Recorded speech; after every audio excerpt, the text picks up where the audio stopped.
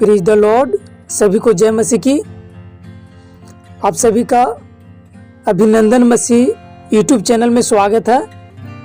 अगर आप इस चैनल पर पहली बार हैं तो चैनल को सब्सक्राइब कर दें और बेल आइकन का घंटी दबा दें, ताकि जब भी हम ये वीडियो इस चैनल पर डालें तो सबसे पहले नोटिफिकेशन वीडियो का आपको पास पहुँचे।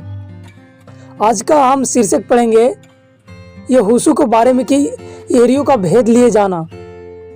यहोशू ने कुछ लोगों को यरीहो को भेद लेने के लिए बिठाता है, जो वहाँ पे जाने के बाद यरीहो को भेद लेते हैं। आज उसी के बारे में संक्षिप्त में देखेंगे।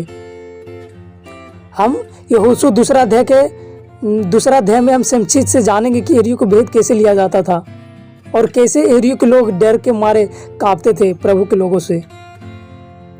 हम पढ़ेंगे, तब नून के पुत्र यहोशू ने 2 भेदियों को शित्तीम से चुपके से भेज दिया और उसमें कहा, जाकर उस देश और यरीहो को देखो।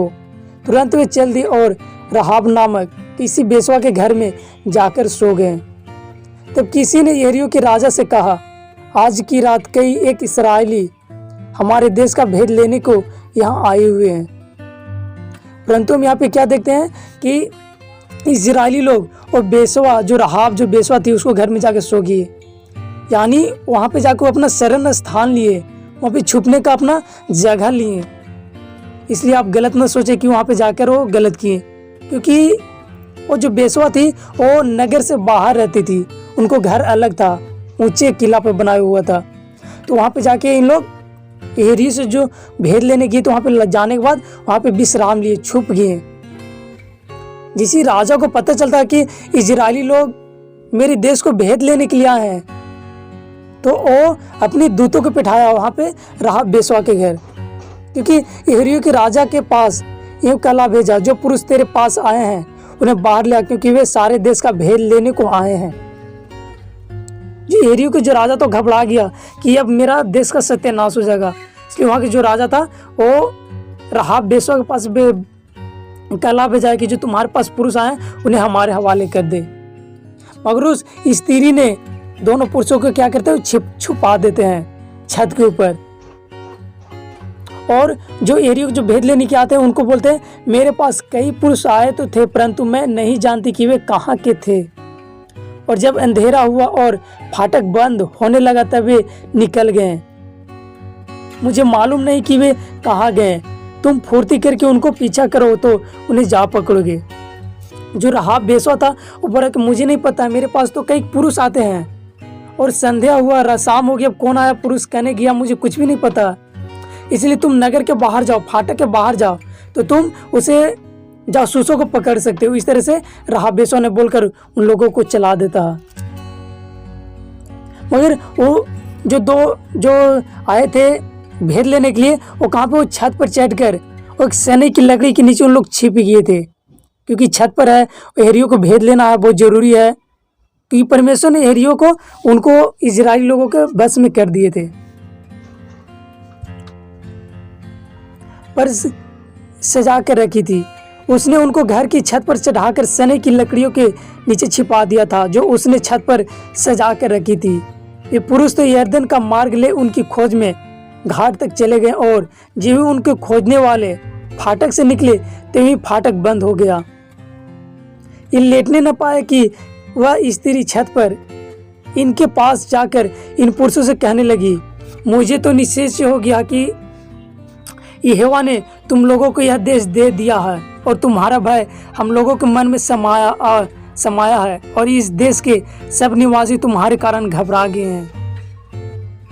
जो यरीहो को जो भेद लेने आए थे, जो रहाब बेसवा के घर में वो लोग छुप गए थे, तो रहाब जो थी वो उसको खुद मालूम हो गया कि परमेश्वर ने इन लोगों को मेरे पास बिठाया इसने यरीहो नगर के भेद लेने के लिए। इसलिए वो जो रहाब बेसवा थी उन लोगों पर विश्वास किया कि परमेश्वर ने आप लोगों को बिठाया है, और परमेश्वर ने यहाँ के लोगों को मन में इतना भय समा दिया, लोग इतना डर गए हैं कि सब थर थर कांप रहे हैं। और रहाब बेसवा बोल रहा है, क्योंकि हमने सुना कि यहोवा ने तुम्हारे मिस्र को निकलने के समय तुम्हारे सामने लाल समुद्र का जल सुखा दिया, और तुम लोगों ने सिहोन और योग नामक यरदन पार रहने वाले एमोरियों के दोनों राजाओं का सत्यानाश कर डाला। हमें इस बाइबल से समझ में आता है कि परमेश्वर का भय सभी लोगों को मन में समा गया। जब यरदन पार कर रहे थे ये तो वहाँ के एमोरियों और जो दो राजा यरदन के पार रहने वाले एमोरियों के दोनों राजाओं को इन लोग सत्यानाश कर दिया परमेश्वर के अनुग्रह के द्वारा। इसलिए वहाँ के लोगों को अंदर डर समा गया था।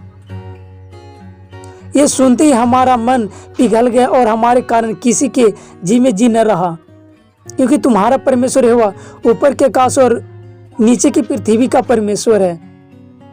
वहाँ के लोगों को मन में समझ में आ गया कि जो आकाश के ऊपर रहने वाले और पृथ्वी के आकाश के ऊपर और पृथ्वी पे के रहने वाले परमेश्वर वही है।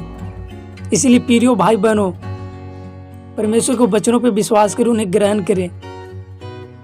अब मैंने तुम पर दया की, इसलिए मुझसे यहोवा की शपथ खाओ कि तुम भी मेरे पिता घराने पर दया करोगे और इसका सच्चा चिन्ह मुझे दो कि तुम मेरे माता पिता भाइयों और बहनों को और जो कुछ उनका है उन सबों को भी जीवित रख छोड़ो और हम सबों का प्राण मरने से बचाओगे। तब उन पुरुषों ने उनसे कहा, यदि तू हमारी यह बात किसी पर प्रकट न करे तो तुम्हारे प्राण के बदले हमारा प्राण जाए, और जब यहोवा हमको यह देश देगा तब हम तेरे साथ कृपा और सच्चाई से बर्ताव करेंगे।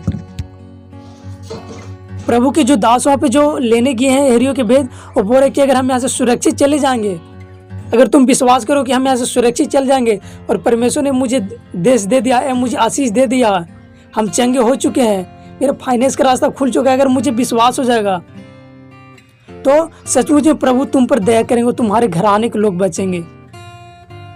तो राहाब बोलता है, जिस घर का सरपनाह पर बना था और वह वही रहती थी, क्योंकि राहाब का जो घर था वो सरपनाह के जो सरपनाह जो होता ऊंची जगह पे बना रहता और शहर से गांव से एकदम किनारा बनल था। तो वहां पे राहाब जो था वो लोगों को रस्सी के द्वारा बाहर निकालते हैं। राहाब जिस घर पर सरपनाह बना था और वो वहीं रहती थी, उसने उनको खिड़की से रस्सी के बल उतार के नगर के बाहर कर दिया और उसने उनसे कहा, पहाड़ को चले जाओ, ऐसा ना हो कि खोजने वाले तुमको पाए, इसलिए जब तक तुम्हारे खोजने वाले लौट ना आए तब तक अर्थात 3 दिन वहीं छिपे रहना, उसके बाद अपना मार्ग लेना।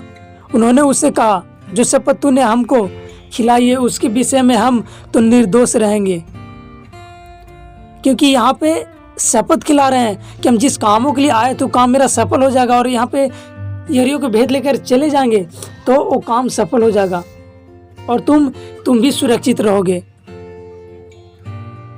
उन्होंने उससे कहा, जो शपथ तूने हमको खिलाई है उसके विषय में हम तो निर्दोष रहेंगे। सुन, जब हम लोग इस देश में आएंगे तब जिस खिड़की से तूने हमको उतारा उसमें यही लाल रंग के सूत की डोरी बांध देना, और अपने माता पिता भाइयों वरन अपने पिता के सारे घराने को इसी घर में अपने आप इकट्ठा कर रखना। तब जो कोई तेरे घर के द्वार से बाहर निकले उसके खून का दोष उसी के सिर पर पड़ेगा और हम निर्दोष ठहरेंगे। परंतु यदि तेरे संग घर में रहते हुए किसी पर किसी का हाथ पड़े तो उसे खून का दोष हमारे सिर पर पड़ेगा। फिर यदि तू हमारी यह बात किसी पर प्रगट करे तो जो शपथ तूने हमको खिलाई उससे हम स्वतंत्र ठहरेंगे। उसने कहा, तुम्हारे वचनों के अनुसार हो। तब उसने उनको विदा किया और वे चले गए और उसको लाल रंग की डोरी को खिड़की से बांध दिया। वे जाकर पहाड़ पर पहुंचे और वहां खोजने वाले के लौटने तक अर्थात 3 दिन तक रहे, और खोजने वाले उनको सारे मार्ग में ढूंढते रहे और कहीं न पाया। तब ये दोनों पुरुष पहाड़ से उतरे और जाकर नून के पुत्र यहोशू के पास पहुंचकर जो कुछ उन पर बीता था उसका वर्णन किया, और उन्होंने यहोशू से कहा, निसंदेह यहोवा ने वह सारा देश हमारा हाथ में कर दिया है, फिर इसके सिवा उसके सारे निवासी हमारे कारण घबरा रहे हैं। प्रियो भाई बहनों, इस कहानी को संक्षेप में जानने से हमें यह शिक्षा मिलता है, यह ज्ञान मिलता है। जब प्रभु के वचनों पे चलते हैं, पाप करने के लिए छोड़ देंगे, गलत कामों करने के लिए छोड़ देंगे तो आपको आशीष देंगे और चंगाई देंगे, अनंत जीवन में प्रवेश करने के लिए मौका भी देंगे कि आप अनंत जीवन प्रभु के संग बिता। जो राहाब, जो बेसवा, जो गंदे काम करता था, समाज से परे था, समाज के बीच में नहीं रहता था, वो महल से, राजभवन के महल से, गांव के नगर से बाहर रहता था, मगर प्रभु पर विश्वास करने के द्वारा वो परमेश्वर की नज़र में धर्मी गिना गया। इसलिए हम पवित्र शास्त्र में पढ़ते हैं। तो आप भी प्रभु के पर विश्वास करें, प्रभु को वचनों ग्रहण करें। ये अगर वीडियो पसंद आए तो लाइक जरूर करें और कमेंट में आप लिखें। चलिए अगला वीडियो मिलते हैं, तब तक की जय मसीह। God bless you. प्रभु आप सभी को आशीष करे। आमीन।